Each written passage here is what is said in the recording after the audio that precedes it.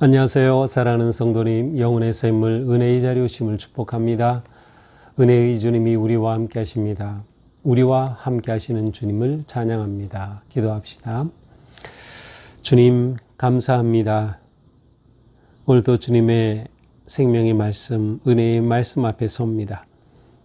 이 시간도 성령님께서 저의 마음의 눈을 열어주시고 주님의 거룩한 생명의 말씀 귀 기울일 수 있도록 함께하여 주시옵소서. 주님의 크신 은혜와 사랑 안에 인도하여 주시고 말씀 속에 담긴 하나님의 아름답고 거룩한 뜻과 음성을 깨달아 알아 오늘 하루도 주님의 뜻에 순종하며 나아갈 수 있도록 성령님 지켜 주시옵소서. 예수님 이름으로 기도합니다. 아멘. 오늘 말씀은 역대하 12장 1절에서 16절입니다. 르호보암의 나라가 견고하고 세력이 강해지매 그가 여호와의 율법을 버리니 온 이스라엘이 본받은지라. 그들이 여호와께 범죄하였으므로 르호보암 왕 제5년에 애굽 왕 시삭이 예루살렘을 치러 올라오니 그에게 병거가 1200대요 마병이 6만 명이며 애굽에서 그와 함께 온 백성 곧 리비아와 숫과 구스 사람이 헤아릴 수 없이 많더라. 시삭이 유다의 견고한 성읍들을 빼앗고 예루살렘에 이르니 그때 유다 백성들이 시삭의 일로 예루살렘에 모였는지라. 선지자 스마야가 르호보암과 방백들에게 나와 이르되 여호와께서 이같이 말씀하시기를 너희가 나를 버렸으므로 나도 너희를 버려 시삭의 손에 넘겼노라 하셨다 한지라.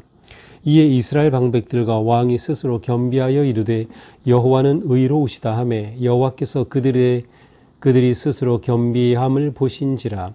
여호와의 말씀이 스마야에게 임하여 이르시되 그들이 스스로 겸비하였으니 내가 멸하지 아니하고 너희를 조금 구원하여 나의 노를 시삭의 손을 통하여 예루살렘에 쏟지 아니하리라. 그러나 그들이 시삭의 종이 되어 나를 섬기는 것과 세상 나라들을 섬기는 것이 어떠한지 알게 되리라 하셨더라. 애굽 왕 시삭이 올라와서 예루살렘을 치고 여호와의 전 보물과 왕궁의 보물을 모두 빼앗고 솔로몬이 만든 금 방패도 빼앗은지라. 르호보암 왕이 그 대신에 노스로 방패를 만들어 국문을 지키는 경호 책임자들의 손에 맡김에 왕이 여호와의 전에 들어갈 때마다 경호하는 자가 그 방패를 들고 갔다가 경호실로 도로 가져갔더라. 르호보암이 스스로 경비하고 유다의 선한 일도 있으므로 여호와께서 노를 돌이키사 다 멸하지 아니하셨더라. 르호보암 왕은 예루살렘에서 스스로 세력을 굳게 하여 다스리니라. 르호보암이 왕위에 오를 때의 나이가 41세라. 예루살렘 곧 여호와께서 이스라엘의 모든 지파 중에서 택하여 그의 이름을 두신 성에서 17년 동안 다스리니라. 르호보암의 어머니의 이름은 나아마요 암몬 여인이더라. 르호보암이 악을 행하였으니 이는 그가 여호와를 구하는 마음을 굳게 하지 아니하였더라.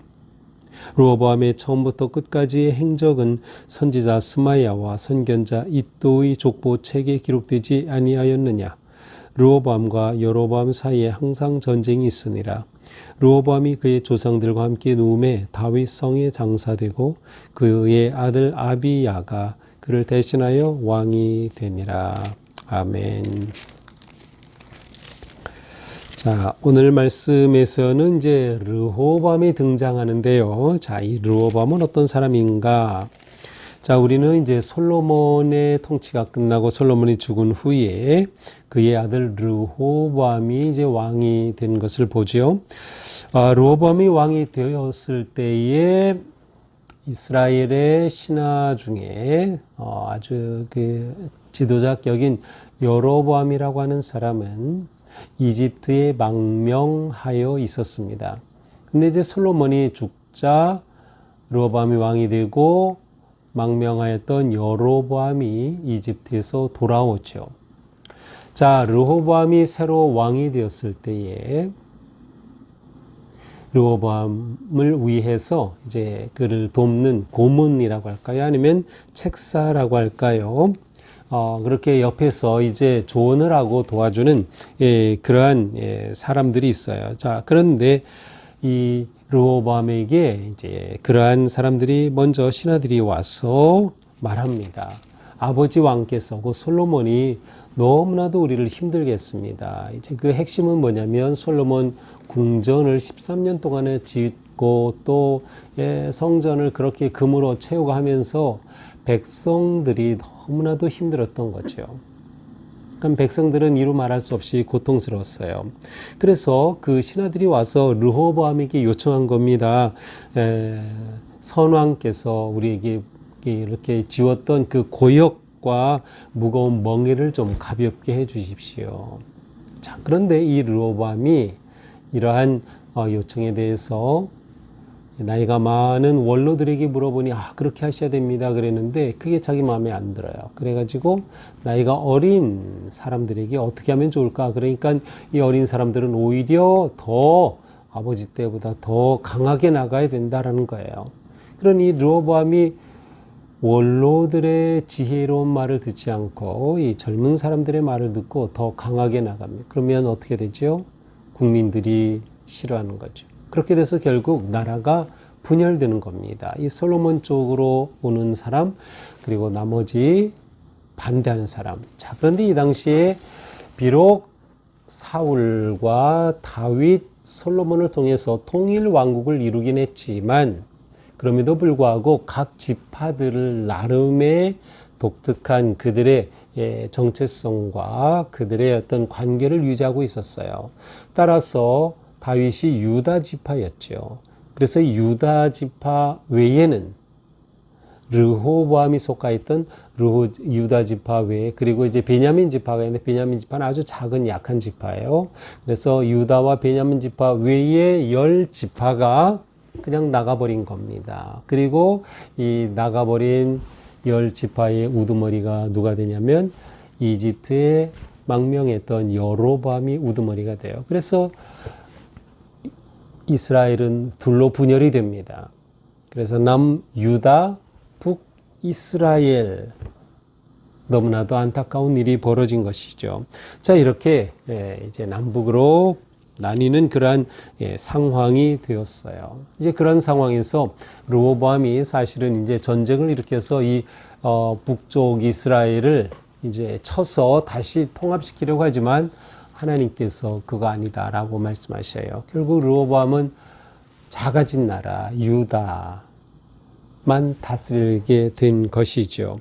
자, 어쨌든 르호보암은 이렇게 유다의 왕이 되어서 이제 유다의 초대 왕인 셈이죠.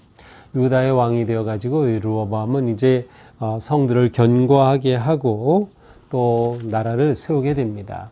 자, 그런데 이때 북이스라엘 지파에 속해 있던 10지파죠.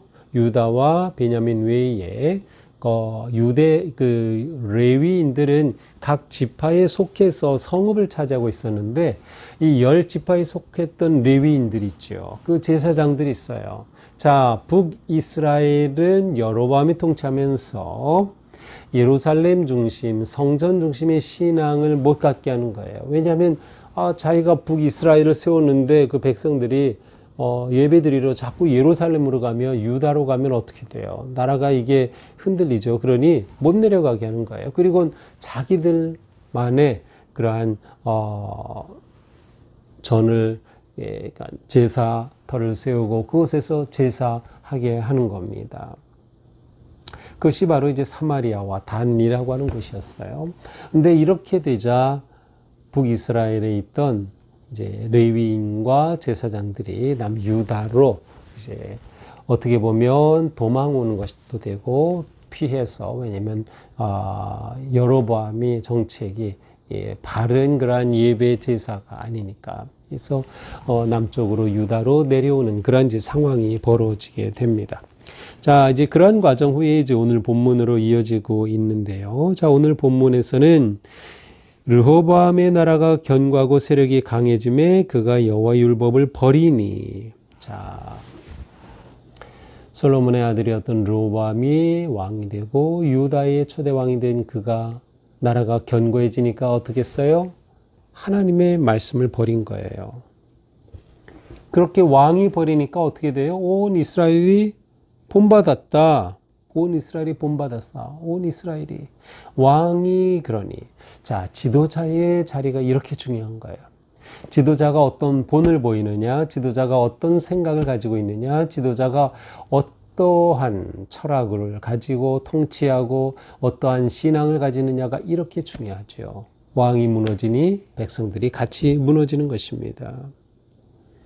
결국 이렇게 하나님 앞에 범죄하게 됐어요. 이때 하나님께서 범죄한 이스라엘을 치십니다. 그 방법은 남쪽 이집트의 왕 시삭이 유다를 공격해 온 겁니다.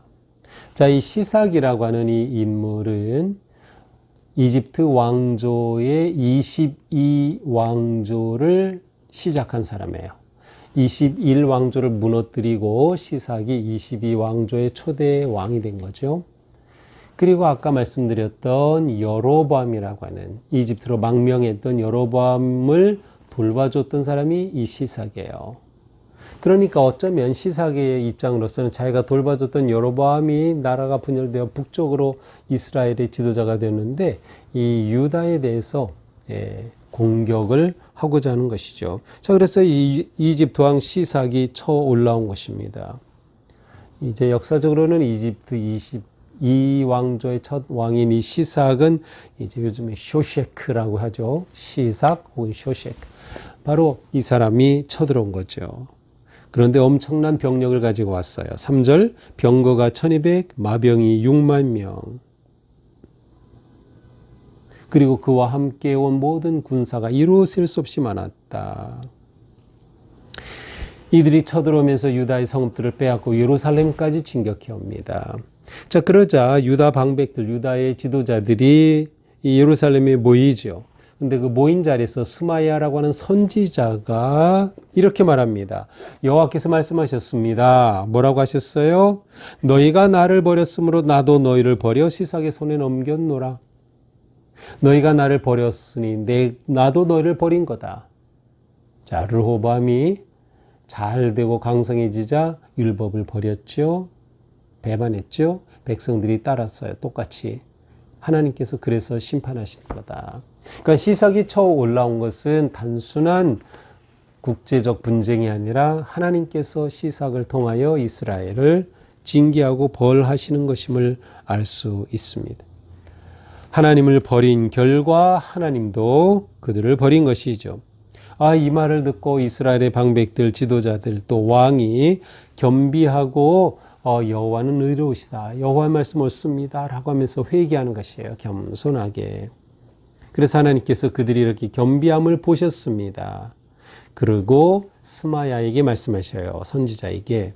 그들이 스스로 겸비하였으니 내가 멸하지 않고 너희를 조금 구원하여 나의 노를 시삭의 손을 통하여 예루살렘 쏟지 아니하리라. 자, 너희가 이렇게 그래도 깨닫고 돌아왔으니 내가 시삭을 통해서 완전히 멸망시키진 않겠다.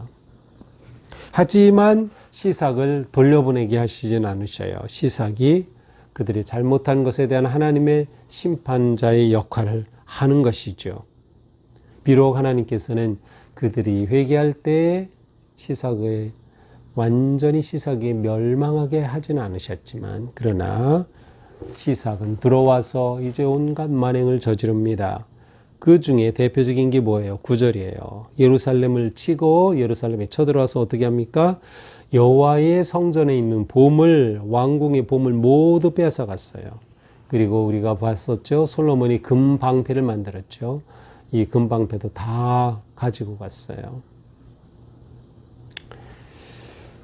솔로몬이 그렇게 화려하게 또 짓고 그렇게 쌓아놓았던 보물 다 빼앗아 간 거죠.